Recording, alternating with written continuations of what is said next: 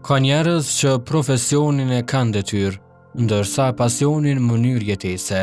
I tillë është edhe personazhi Yni Sotëm, një profesor i përkushtuar në arsim, por edhe një bletar i zellshëm që natyrën e ka bërë pjesë të pandashme të përditshmërisë së tij. Ky është Halil Berisha nga komuna e Klinës. Për vite me radhë ai ka ndarë dije me nxënës e student, duke kontribuar në edukimin dhe formimin e brezave të rinj. Por sa po largohet nga auditorët dhe librat, Halilin e gjejmë në një botë krejt tjetër, me zhurmës së ëmbël të bletëve dhe punës së palodhshme në bletishtën që e ka ngritur me shumë dashuri. Unë jam Halil Berisha, profesor e kimisë, që 40 vjet, po merrna edhe me bujqësi, merrna qështu me blet merrna prej vitit 1990, prej luftës e Knina.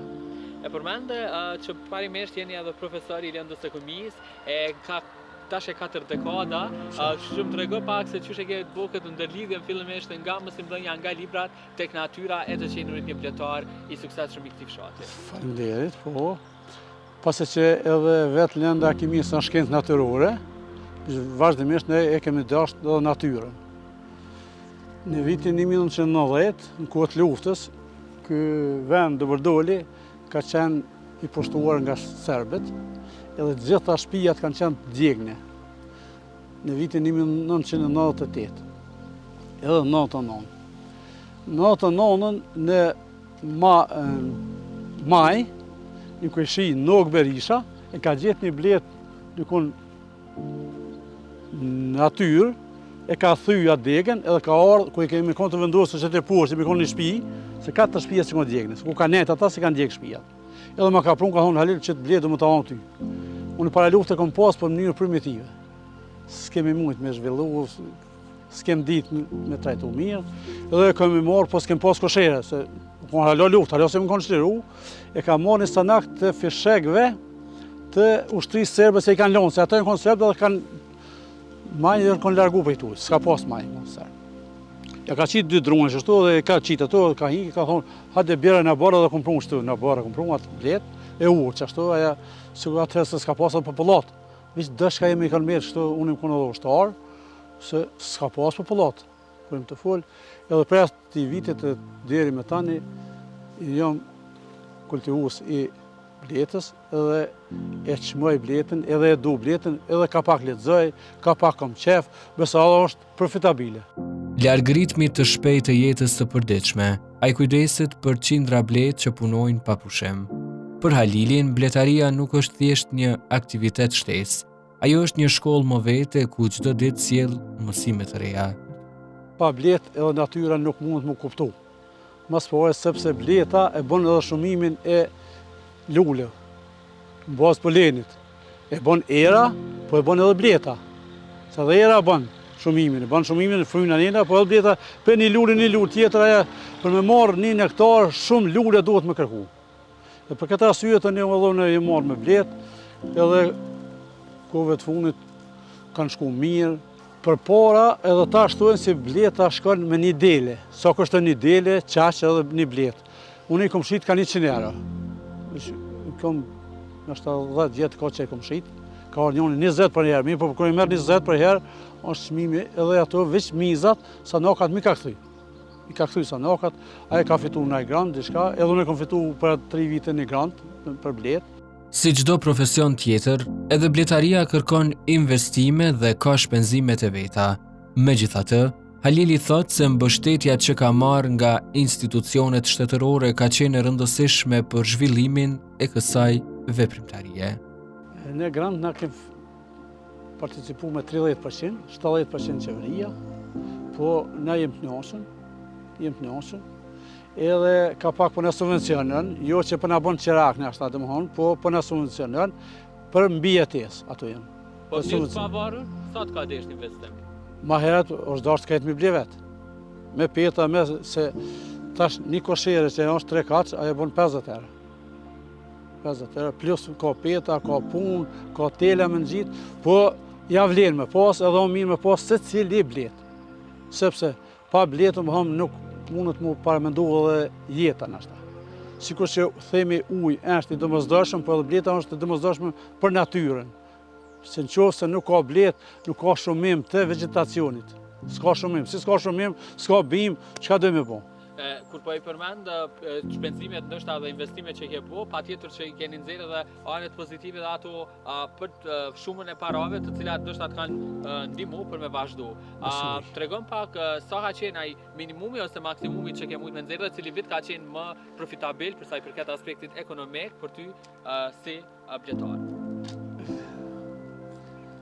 Shiqë, bleta i ka disa shpenzime, por edhe ato i mbulon vetë, në qoftë se ka produkt.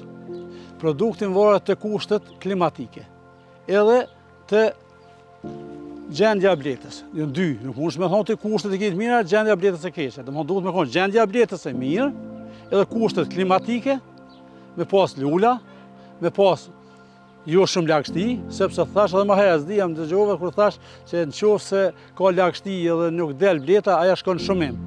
Në qoftë se ka mundësi me dal, aja del edhe të bën nektar, polen edhe mjalt. E të ne varion. Kur nuk kuha mirë, ka produkt. Kur so kuha mirë, nuk ka produkt.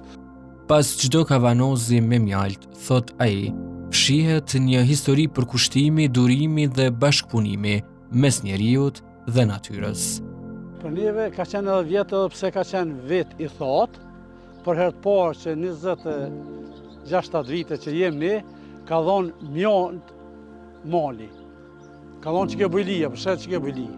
Kjo vjetë s'ka pas bujlija, s'ka pas se këtë unë prish lullet, por gjethet, ka ra diçka në gjethet, që ato kanë marë edhe kanë këthyn mjalt bletët, që kur theshin mali po jep mal, që na kem këtu jem malor, kanë dhënë mjalt, kem pas mjalt mirë, 3 herë vjetë kemi vjen, po kon vetë shumë i mirë për neve, po jo për gjitha rajonet. Çdo stin sjell sfida të reja, por dhe mundësi të reja, ndërsa çdo pikë mjalti është rezultati i punës së vazhdueshme dhe respektit ndaj kësaj bote të jashtëzakonshme. E kur flitet për sukseset në bletari, Halili ka një histori që konsideron arritjen e tij më të madhe. Varet të thash edhe të forcia e bletës. Aja që është bletë e fort, aja mundet me dhonë. Për shumë që nëse mushet kata, aja mund me pas 20 kg. Net, që mund me e marë. Por, një bletë, që shkom lezua, që sa unë e la, për me dimnu, me kalu në vitin tjetër, duhet me pas 18 kg aja vetë. 18 kg duhet me pas për me dalë në vitin tjetër, spaku thuhet, edhe ka mundësi do jopin ma shumë, 10, 5, 20, mirë po para lufte, kur nuk janë spërkat arat, ka pas misër, ka pas pasull, ka pas kungull, shumë ma shumë ka pas mjalt, se tash. Edhe pse tash kushtet i kanë bletat shumë ma favorshme. Tash e ja dhojmë petën, i ndihmojmë me preparate, atëherë konë veç me qitë aty, kam ledh, po ka pas mjalt ma shumë, se ka pas lula ma shumë. Këtë jëmë të folë për lula, për bim. Por rrëfimi i Halilit nuk ndalet vetëm te bletët. Në oborrin e shtëpisë së tij gjejmë edhe disa lopë qumështore, të cilat i mban për nevojat e familjes. Një traditë e ruajtur ndër vite, që vazhdon t'i siguroj produkte të freskëta dhe ta mbajë të lidhur me jetën rurale. Unë kam edhe 3 hektarë gjysë tokë temën, që punoj, kam misër, grur edhe detelin. I kam edhe 1 hektarë gjysë që më jep me qera, i marr. Kam edhe mjetë bujësore, i punojmë, edhe tokën e punojmë.